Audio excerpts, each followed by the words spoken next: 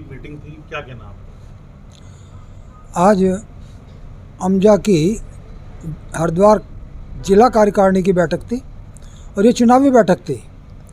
इस बैठक में चुनाव होना था, तो आज मेरी उपस्थिति में अध्यक्ष और महामंत्री पद का चुनाव यहाँ संपन्न हुआ है और सर्वसम्मति से ये चुनाव संपन्न हुआ है।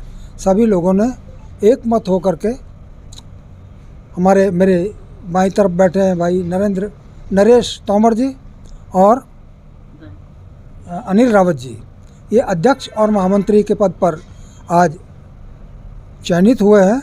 इनका चयन किया गया है सर्वसम्मति से। सभी साथियों ने इनके नाम पर मोहर लगाई है और इनको जिला अध्यक्ष नरेश तोमर जी और जिला महामंत्री अपने अनिल रावत जी, इनको बनाया गया है। और अब ये अपनी कार्यकारिणी का गठन स्वयं करेंगे।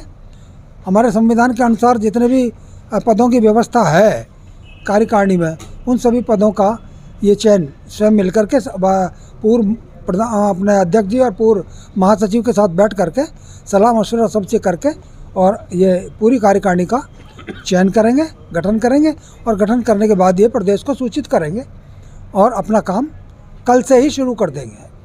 पत्रकारिता में देखिए नए आयाम आए हैं, तो पत्रकारिता में परिवर्तन भी आया है, पत्रकारिता में गिरावट भी आई है और पत्रकारिता का उत्थान भी हुआ है, उन्नत भी हुई है। क्योंकि जो संसाधन आज की तारीख में है, ये संसाधन पहले नहीं थे। पहले प्रिंट मीडिया पर ही पत्रकारिता आधारित थी, लेकिन आज जब से इलेक्ट्रॉनिक मीडिया आया है, तब से पत्रकारिता का स्थान और ऊंचा हुआ है। अब दो दिन या एक दिन या 3 दिन कभी किसी खबर के लिए इंतज़ार नहीं करना पड़ता।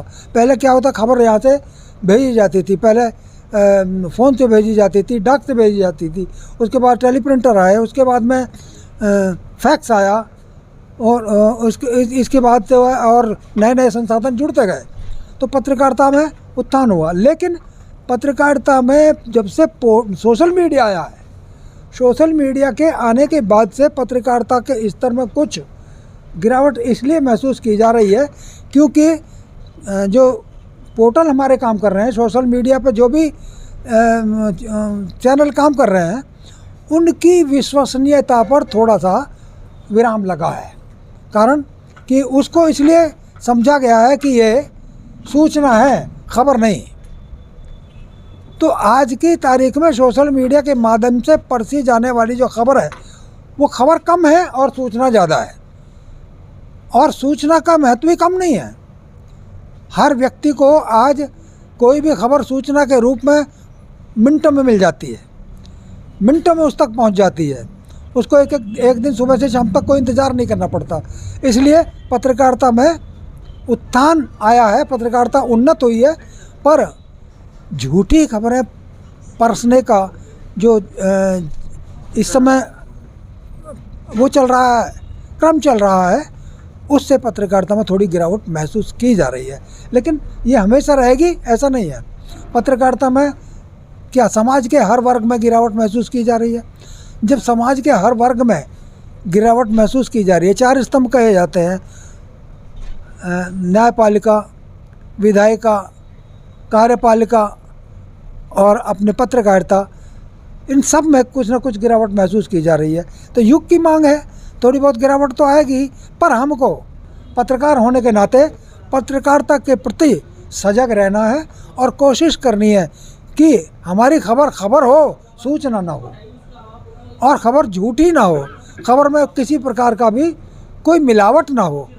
तो यदि खबर में मिलावट होती है तो फिर पत्रकारिता में गिरावट महसूस की जाती है, और खबर में किसी प्रकार की मिलावट नहीं है तो वो प्यार पत्रकारिता होती है। दूसरी एक पत्रकारिता और होती थी पुराने ज़माने में, जिसको पीत पत्रकारिता कहते थे। पीत पत्रकारिता, आजकल पीत पत्रकारिता नाम सुना नहीं जाता है, जबकि होती बहुत ज़्यादा है। आज की तारीख में पीत पत्रकारिता की संख्या बहुत ज़्यादा है, लेकिन उसका नाम नहीं लिया जाता क्योंकि उसकी संख्या इतनी ज़्यादा हो गई है कि वो चर्चा से बाहर हो गई है। अब हर तीसरा चौथे आदमी को कहा जाता है कि ये अपना कहीं जंगल कट रहे तो वहाँ पहुँच जा रहे हैं, कहीं मकान बन रहे हैं तो वहाँ पहुँच जा रहे हैं, किसी तरह इस तरह से गिरावट महसूस की जा रही समाज में। पर ऐसा बिल्कुल नहीं है कि पत्रकारिता में किसी प्रकार की कोई कमी आई हो। पत्रकारिता, प्रिंट मीडिया की जो पत्रकारिता है वो अपनी जगह स्थायी थी, आज भी स्थायी है और स्थायी हमेशा रहेगी। चैनल जो इलेक्ट्रॉनिक मीडिया है उसके आने के बाद से एक क्रांतिकारी परिवर्तन यह आया है कि वो खबर त्वरित सामने जाने लगी है। सुबह की खबर शाम को दिखा दी जाती है, और जब से सोशल मीडिया आया है तो वो खबर का दायरा और भी छोटा हो गया है। अब अभी जो ये हमारा कार्यक्रम हुआ है इसकी खबर आधे घंटे के बाद सबके पास पहुंच जाएगी। तो सोशल मीडिया आने से खबर के क्षेत्र में एक क्रांति आई है।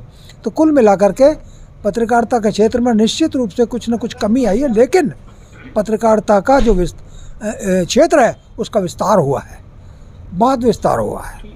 धन्यवाद। सबसे पहले अमजा की प्रदेश अध्यक्ष हमारे गुरुजी हैं जो ब्रजेंद्र हर जी, पहले मैं उनका बहुत बहुत धन्यवाद करना चाहता हूं कि आज उन्होंने अपने हाथों से मुझे जो ये जिम्मेदारी सौंपी है उसके लिए मैं उनका तहे दिल से स्वागत करता हूं, और जो उन्होंने मुझ पर विश्वास जताया उस पर मैं खरा उतरूँगा।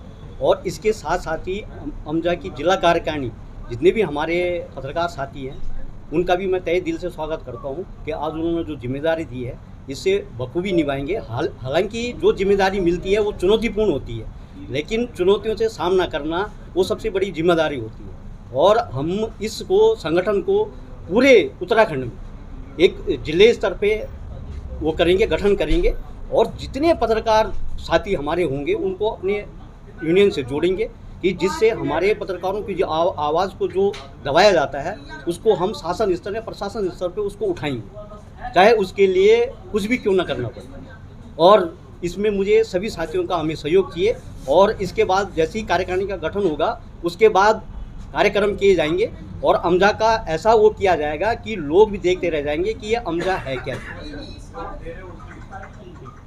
All media journalist association Uttarakhand Haridwar इकाई का चुनाव हुआ और उसमें मुझे अध्यक्ष पद की जिम्मेदारी जो दी गई है, सभी साथियों के सहयोग और सुझाव से इस पद की गरिमा को मैं हमेशा निरंतर बनाए रखूँगा और अपने संगठन के हित में लगातार कार्य करूँगा। जिस तरह से पूर्व में भी हमने कार्य किए और सभी साथियों का सहयोग हमें मिलता रहा, बतौर अध्यक्ष पद पर आज मुझे एक अहम जिम्मेदारी जो दी गई है, सभी साथियों के सहयोग से मैं इस पद की गरिमा को रखते हुए हरिद्वार सहित सभी क्षेत्रों में कार्य हम साथियों के सहयोग से करेंगे। इसके साथ ही मैं ये भी कहना चाहता हूँ कि जिस तरह से पूर्व में हमारे संगठन ने कई ऐसे अहम कार्यक्रम किए कि जो जनता में एक आवाज़ के तौर पर उतरे, तो मैं यही चाहता हूँ कि इस बार भी 2025 में हम जो कार्यक्रम करें सबके सहयोग से वो धरातल सहित सभी के हक में हो। जी धन्यवाद।